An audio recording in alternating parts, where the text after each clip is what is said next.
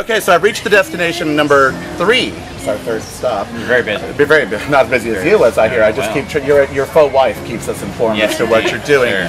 But I'm here with Hal Sparks, who's going to be hosting the doggy fashion show. It's right? true. You are hosting the doggy fashion show. Yes, a job I am specifically suited for. That's right. And his new comedy special, Charmageddon, just premiered on Showtime last night at 10 o'clock to rave reviews. I was at the taping, so it's quite funny. It wasn't funny because I was there, but it's quite funny. But why don't you fill us in on what's going on? First of all, why are you here? Where's your dog? Do you have a dog? Do you love dogs? Well, my cousin who lives with me has a dog. I travel too much to have a pet, so I think my anti-cruelty activity. Well, you've got is not having Stephanie's dogs, really. Exactly. Actually. Yes. So which would never fit here or whatever. It'd be, it would turn this place into Jurassic Park if you brought both of them. But I have not ruled out some point in the future this illusion of my life settling at some point and having a pet. But for the time being, I just will occasionally foster a dog and take care of whatever dogs come through the transom, including Barbara Walters, of course. People might be familiar with her, the Pomeranian who lived in my house for 3 years. Barbara's dog, not the. Well, it's the dog's name is Barbara Walters. Oh, okay. Yes. Want to make sure he's not taking, because we know she's infirm now. So yes, I thought right. Maybe you had joined in. No, it's very different. No, we're talking about animals all week long. I heard you on Wednesday, and of course we've all been railing about BP all week long. And we're here celebrating all of this. I won't go into a whole thing, but bigger presence. Did you feel like we have been in control of this all along? I do. I think Obama, if he has one issue, is that he's so busy dealing with stuff and actually doing the job that he forgets he has to let people know that he's doing the job. Right. And I think we're so used to the BS sales point, where somebody comes on, hey, we got it all covered, man. Just go back to sleep. That we wait for somebody to come out and tell us to go back to sleep, and if we don't hear that, we stay up nights.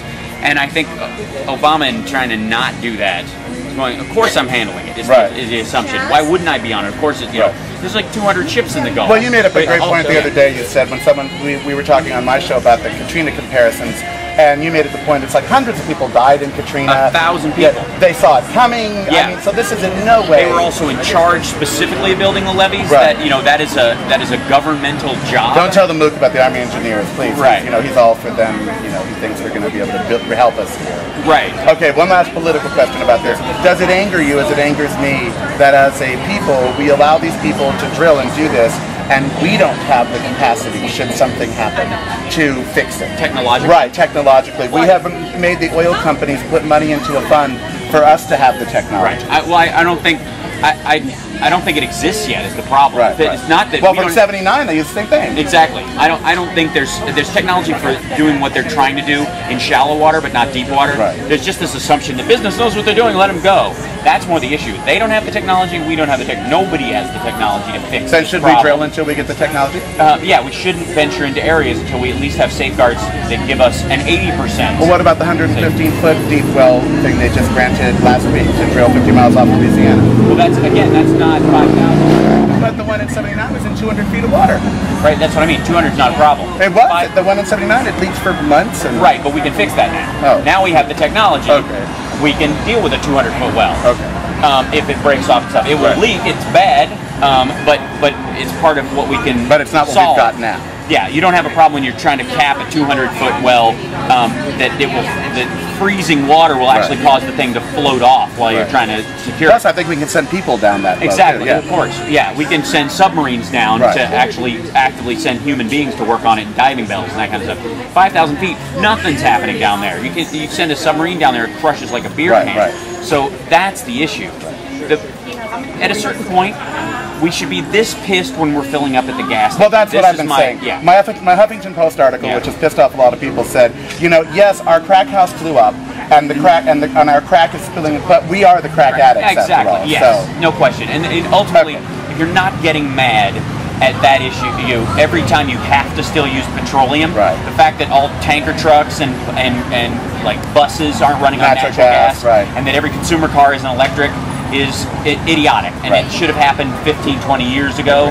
The technology was all there. It would have been light years ahead of, just like computers. If we'd have started, it's like saying we can't start with an electric car right now. People are like, man, it's just 60-mile range or 100-mile range, and it's a problem, whatever. It's like saying, back in 1987, you shouldn't have a laptop because or a Betamax because it was too big and took up too much counter space. Right, exactly. Right, exactly. Well, you've got to go work and learn your script. One last question though: you sub for Stephanie every time she's out. You're on her Wednesday program. Yes. Are we thinking of a Monday through Friday Top Chef?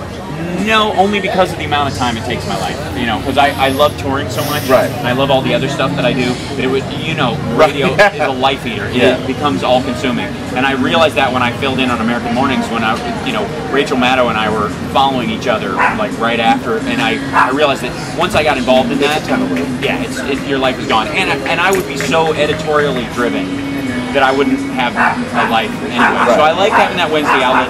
I'm going to have a Saturday show eventually, like a weekend, but that I can do anywhere while I'm touring. Right. And I do my Ustream show. Right. That's that part of my life. That's where that is. All right, I'll let you go to work. Thanks as always, Hal. Hal Sparks. Yeah.